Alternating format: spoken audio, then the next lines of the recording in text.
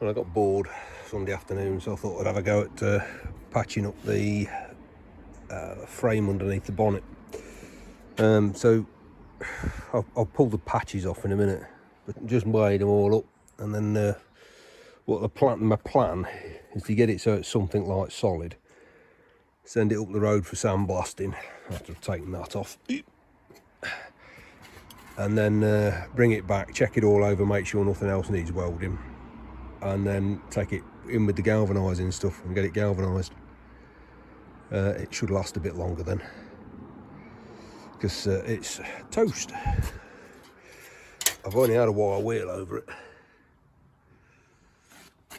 and these two rails are absolutely toast, but I'm checking with a company called YRM who make Land Rover repair parts, and they do a framework, but it's only for the flat bonnet, not the deluxe bonnet.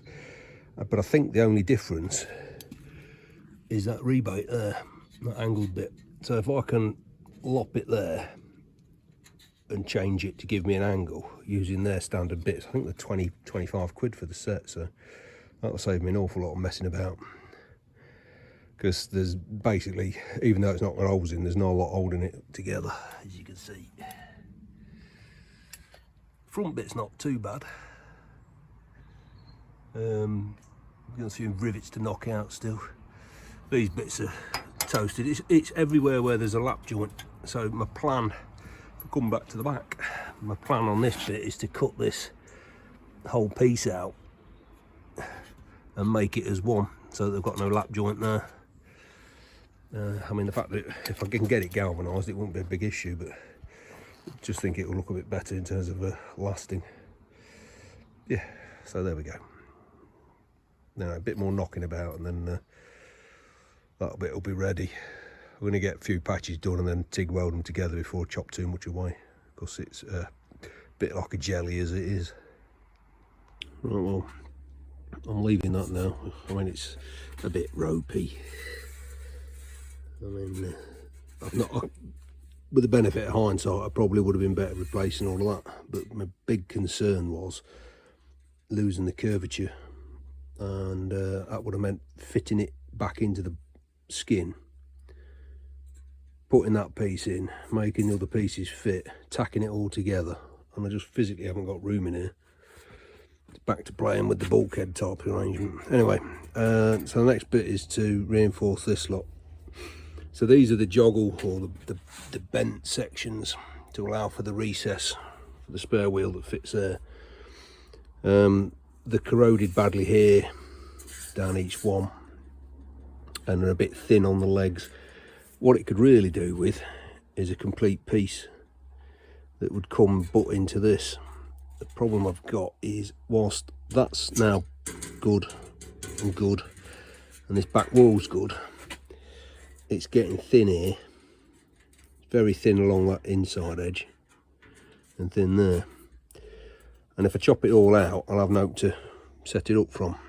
So I'm now trying to decide, do I make a piece that will fit in there and bridge across, and then make a piece to reinforce this section here that will come down and across and reinforce that. I think it's time for a cup of tea and a bit of a think, because these two sections here, the flanges that fit onto the skin, albeit they're not riveted there, they're a bit thin. The sidewall feels all right, it's not crunchy. The pieces I've ordered from our YRM, I'm hoping I can butt join them into this, providing they're long enough. If they're not long enough, I shall be a tad annoyed. So that outside side piece looks all right. So yeah, it's just a case of fudge it together. What I'd like to do is have a new piece along this flat, which is on a slight curve, but I can't fit that until I've got all this reinforced and pinned. So that'll be the last bit to do.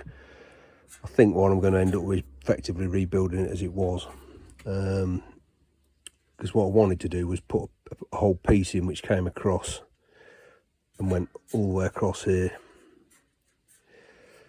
I don't know, if I do that, I've got to chop that good piece out. So, don't know, I think I might just do it in 2 separate pieces, but instead of having it sat on top of a piece, actually make that bridge piece come across. You'll see when I do it. Well, I'm happy that the top end's more solid than I started with. I've just got to wait for the spare bits from our YRM come in. I can fit those in, and I'm probably going to fit a couple of straps down the sides. Bottom end, that was held on a tiny little tack into nothing. So I'm going to use a bit of cardboard aided design and reproduce an end to that angle, and then weld it up on the bench, and then I'll probably cut this, put the new piece in, and the same on that side, and then when the YRM bits come, they should link up. I'm just going to leave it long. That's the plan. We'll see how it develops. Well, it came out easier than I was expecting, which means it's about the right shape. Just checking the insides for penetration. It's got through there all right. They're all right. Yeah. I mean, it's a bit of a mess, but the only thing I want to do a bit more on is the other end of that. I'll spin it round and we'll have a look. So this was the end that we wasn't a lot of metal on. I've put a new piece on all the way down there, and then side pieces, and they're stitched on the outside. I was looking at whether they need stitching on the inside. They seem to be all right. I just wish there was a bit more metal to go to, and I don't want to start replacing this because it's, well, just getting that bit in was hard. So I'm going to tack the ends of this down, put a bit across the top there, probably call it done. I mean, it's a bit snotty here, but these 2 rivets aren't used. These are all solid. There's no flex, not a lot of flex in it now. I've got to work out how to get that lot undone, because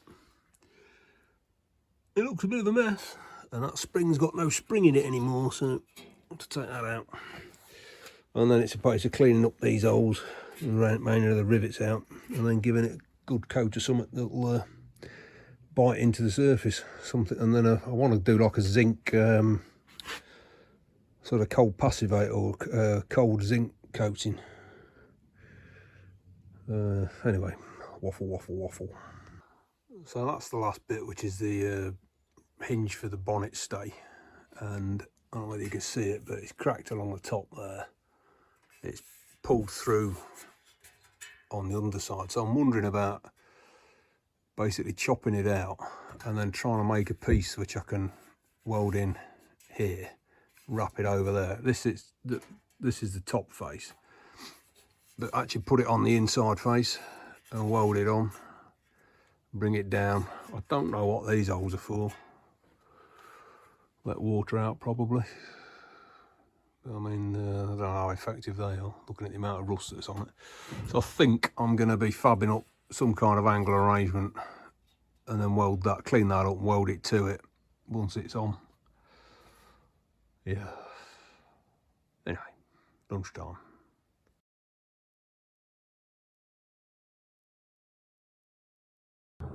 Oh, we're just taking a look at this dint along the front. I've just given it a bit of a knock. I've smeared oil on the inside, heated it up with a blowtorch around this area until the oil started to smoke, and then just let it cool for a few minutes.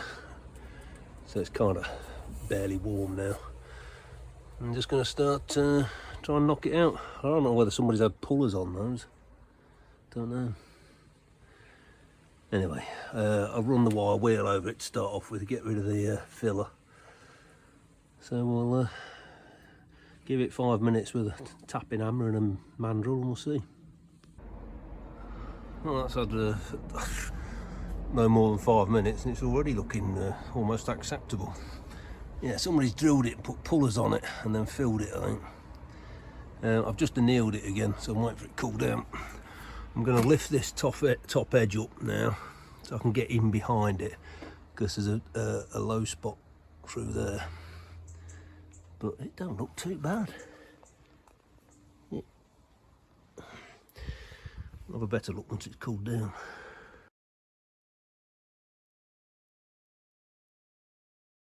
Well, that went better than anticipated. So that's the good side.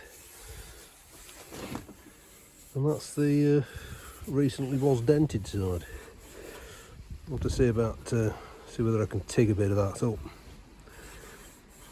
I mean, it's a bit undulating, but I haven't, somebody's had a go at it over by the look of it with a shrinking hammer, but I haven't got one.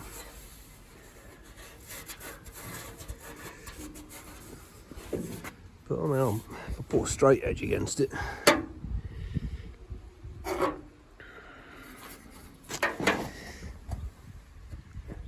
it's pretty damn good, that, for me. I mean, I'm not looking at it being perfect, but coat of paint, nice and thick, nobody will ever know.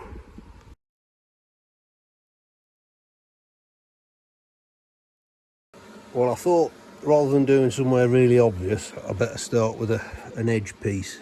And this top corner here, which is where the sides rivet on, there was some corrosion and a crack.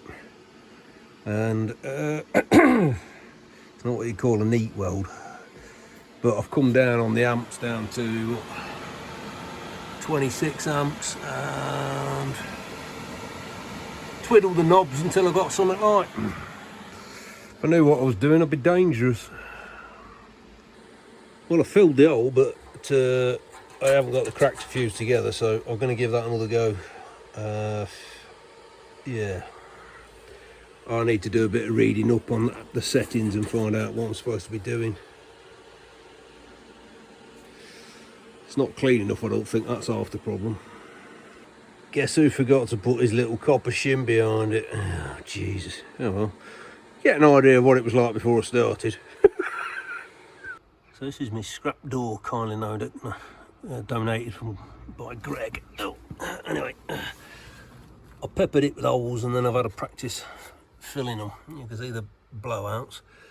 Somewhere between 35 and 40 amps was forming a reasonable. You get a nice run on it on the flat, and I could build up enough and then move it across. So I cut a spare piece out for later on. And then I go at the bonnet.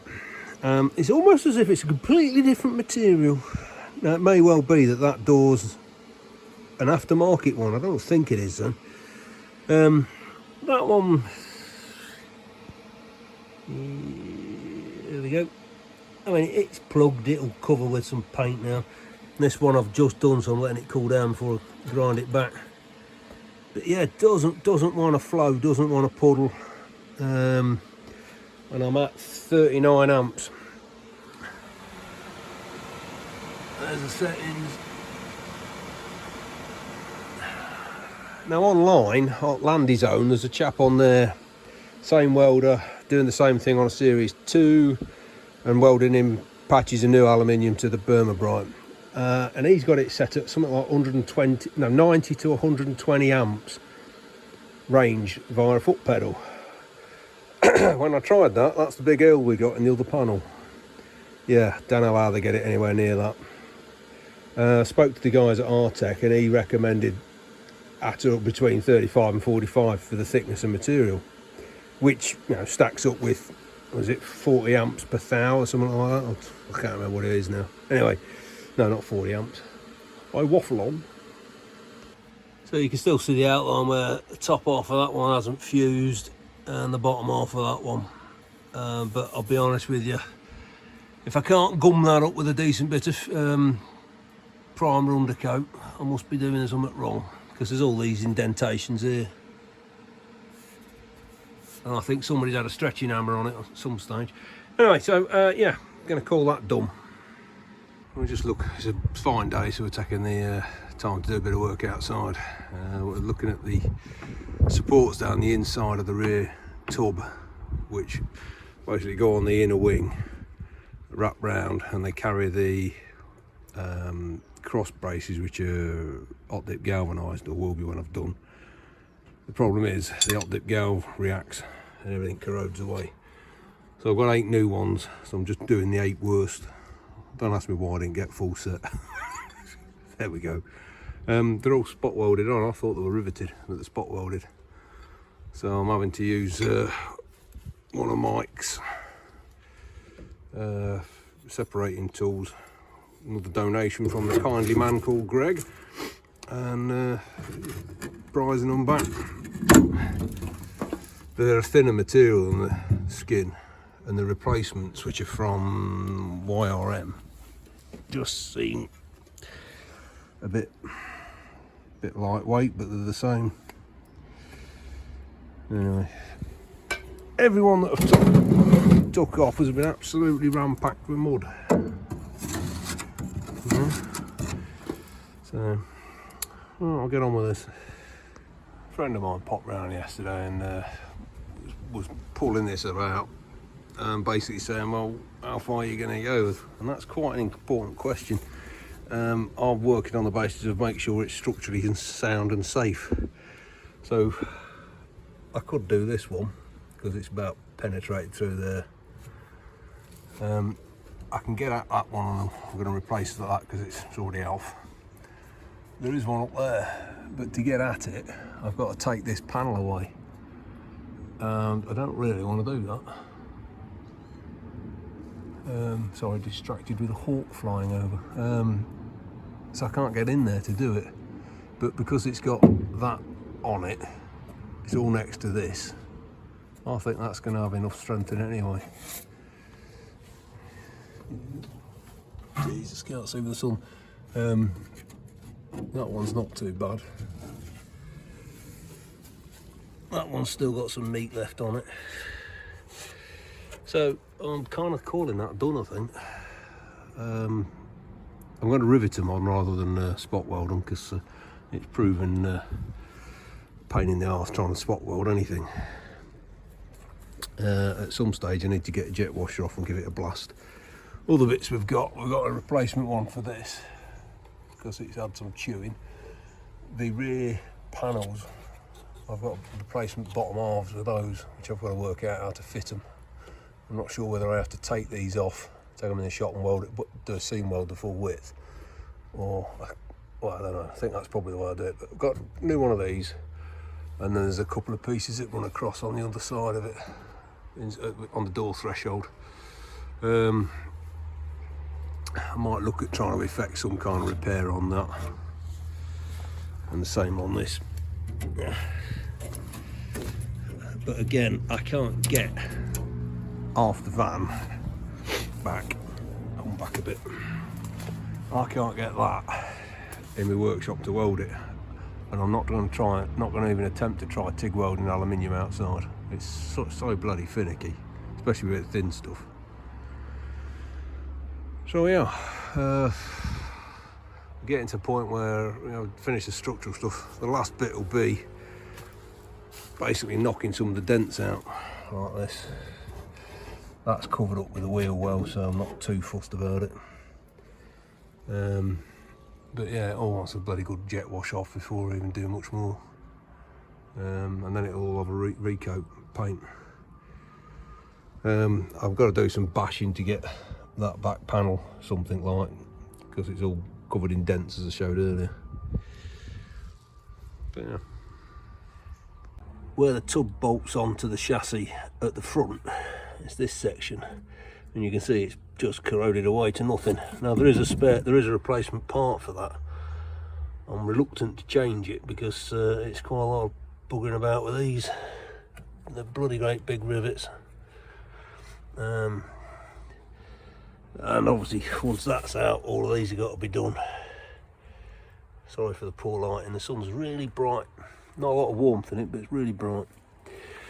So I might, because the replacement one doesn't have that in it from what I've seen, so I might use a piece of the old floor, which is the same thickness, and basically put a patch in here, in which case I've got to decide either I'm going to use a load of rivets on it or try and weld that, in which case I need to work out how I'm going to weld it.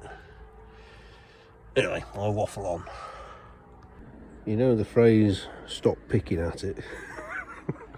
I was wondering why the paint was so thick here. It's obviously had some trauma.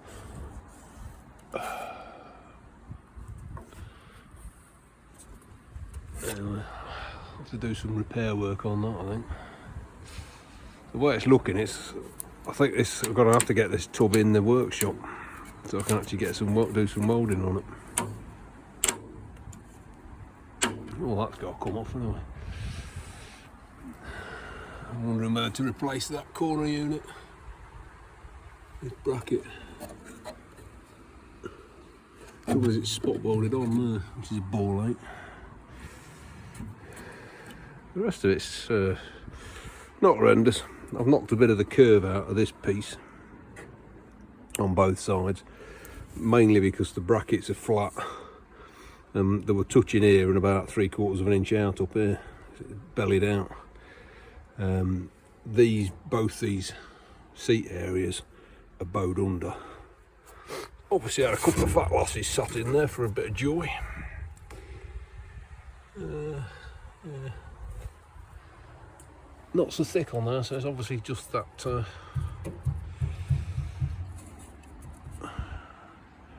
corner that's been thumped, which is near side. Anyway, it started to rain, I'm losing the light, so I've called it a day, and I've concluded that I'm actually going to change all of these, so I'm going to go and order another 4. There's around a dozen on it and I've already ordered 8. So. Reason being, it can't do any harm. It'll get rid of this bit of snot and it will make it look a bit more even. Where I've drilled them through for the rivets, there'll be 8 rivets, heads like that showing, and then none there. So it just evens it all up, makes it look a bit less odd. Yeah. Well, I've spent a couple of hours straightening up the tub sides and the verticals, bringing them from there to there, basically by flattening out each of the seating sections. They're better than they were. They're within plus or minus what, 1/8 of an inch all the way down, which is good enough. The main thing was I wanted to get the sides straight. Took these French curves off, which are the rubbing strips. So there's 3 on the floor and 1 down each side. I've left the ones on the head of the bulkhead, which is there, purely simply because that thing's so distorted. If I take them off, I'll never get them back on, so they'll get sprayed over. I'm going to see if I can get these cleaned up and straightened out and then galvanised again. Some are worse than others, but as with most of the other steel stuff that was galvanised, it's not far off being all right. Another few years and it wouldn't be. So yeah, just knocking the dents out on these and along there, working down these corners. It's not brilliant, but it's acceptable now, I think. The reason I've took these off, apart from getting them cleaned up, is it's just going to make cleaning up that face ready for painting a lot easier, because I'm going to do it before I rivet these braces pieces back on.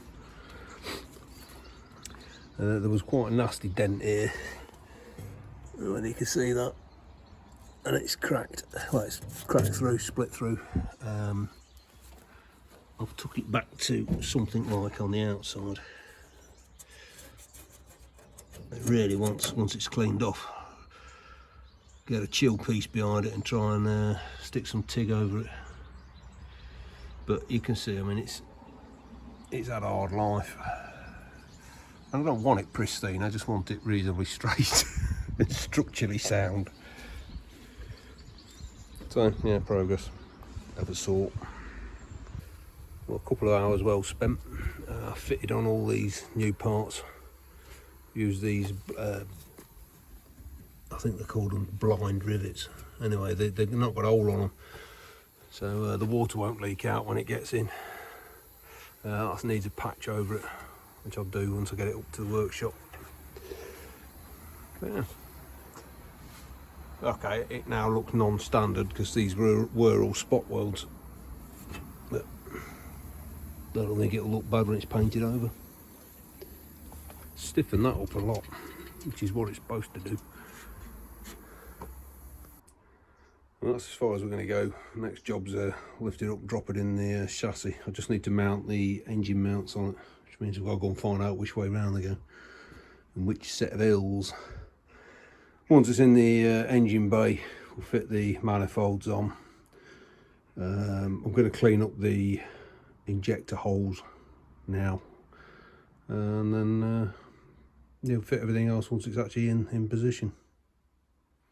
Oh, it's a nice bright Sunday morning, middle of November. Today's task is going to shift the tub over and change this, which is the rear cross brace. It's riveted on 1, 2, 3, and then one in the corner on each side. These are going to come off, and to get at it, what I'm going to do is shift the whole thing back a couple of foot and then tilt it over. That seems a sensible way to do it, and then hopefully I'll be able to get at these end panels as well. Anyway, off we go. We're just clamping everything up and checking for position. So the width of the tub from here across, I'm working on the basis of it was parallel at one time and it's back to parallel now. The height of it's got to sit underneath that severed bracket, which I'm going to replace. It's got to sit on that, and then pretty much the same on the other side. Only problem is, what you can see under there, there's this plate sits on top of that tab. Yeah. So I've got a different bloody datum now. I am wondering now, because I've just riveted that back on, I'm wondering now whether that should come off, put this flat and parallel, and then put this over the top of it. Because as it stands, it's what, 1/8 of an inch slope, which is no big deal for a Land Rover, but I'd feel better. That's the toolbox cubby hole, and it's an addition as a result of that. Might have to stop for a lunch and see what we think afterwards. So that's how I think it's better put. Reason being, the gaps that was 1/8 of an inch sitting higher than that. I just think that's a better way of doing it. I just need to jack that corner up down there to twist that back into right shape. It's probably come out of the factory like that, but I don't mean to say it was right. Don't mean to say I'm right. It'll work. Yeah, I think that's the way to do it. Interestingly, there's basically no fixings between this and that. Only these. I wouldn't have said that was particularly structural. If I put that there, I've got to get fixing long enough to go through there, and I don't think any of my rivets are long enough, so I'm going to have a look. And that's it. So, you know, this side, there's only that bracket holds it to the wing. The rest of it's just along the bottom of there.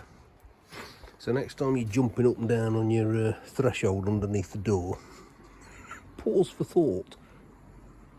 I've just took off the lower hinge off the door.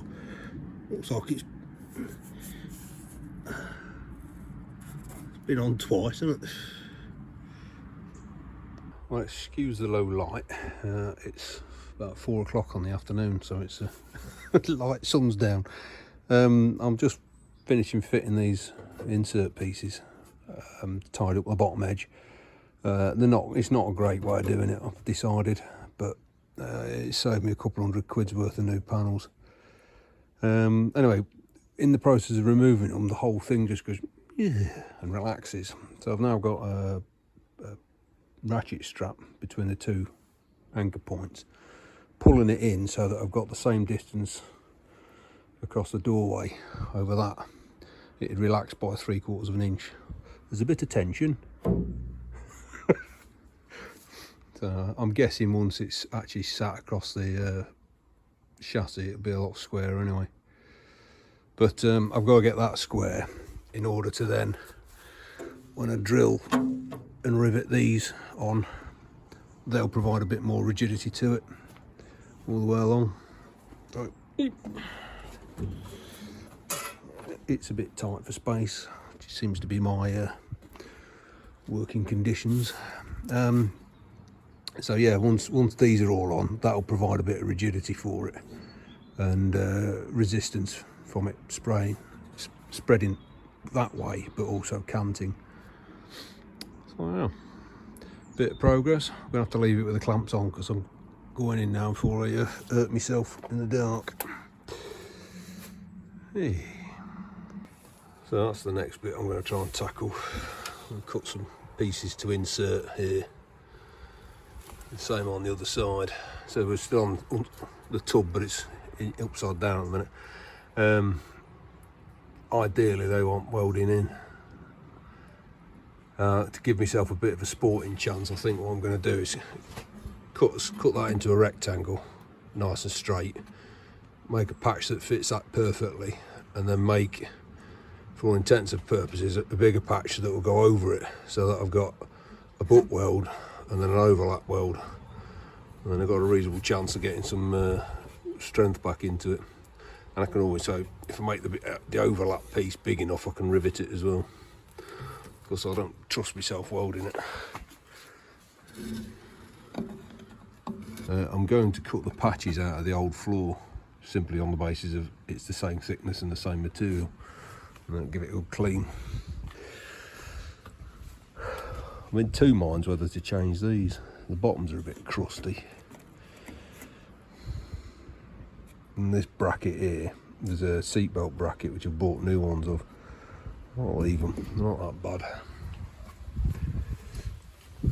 I don't know what this is, but it don't want to come off very easily. I jet washed it last night, and in the process removed all the primer I put on these, so I don't think that went down very well.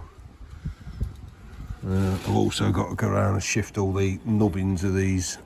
They're like a lock bolt where they've ground off the head, and they're just not wanting to come out very easily.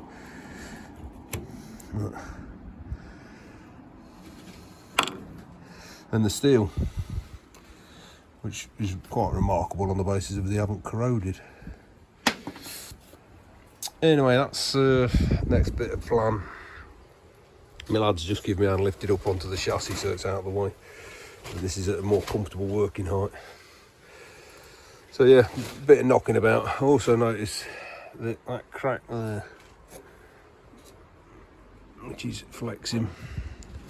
So I might try and make up something just to stiffen that up a bit. Obviously the bracing piece is corroded out, goes from there across to the chassis. The same on the other side. So I'll make up a patch that profile. I can weld in there. And you can see the L's. Probably better for up this side. Yeah. I have gonna have to do a bit more practice because I've not managed to do anything where I can weld on this thinner stuff. And the idea of that would be to do a butt weld in there, but I ain't got the skill. So I'll probably make a patch to fit the inside and then try and see if I can come up with a way of spot welding it in, and then I can fill it. Not ideal, but better than no patch at all. So I've got holes here. I've got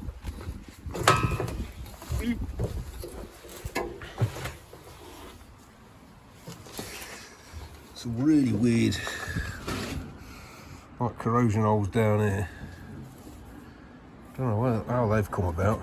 So the capping runs sort of down this section. So I don't know what's done then. Bit more there, but I think that is because there's a bracing piece that fits in, and it's just that galvanic corrosion. It's had a right screw up there. Anyway, we carry on. I straightened these out last night. There's a bit of a ping, and it wants a bit more work on these, but I need it flipped up, I think, to put my mandrel behind it and knock it flat. But sideways, that's not bloody bad, is it? Looks better now than when I started. I've riveted the corner pieces in, and I've got to spot weld them on here, and if I can't spot weld them, it'll be getting a couple of rivets in there each side.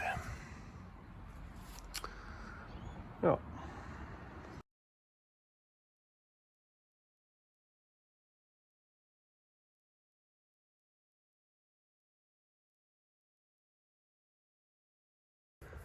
First time out for a walk for about 3 weeks because of stupid ass cold. Lovely frosty morning.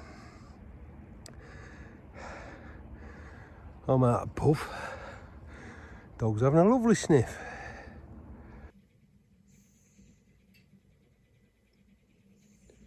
All seems very tranquil.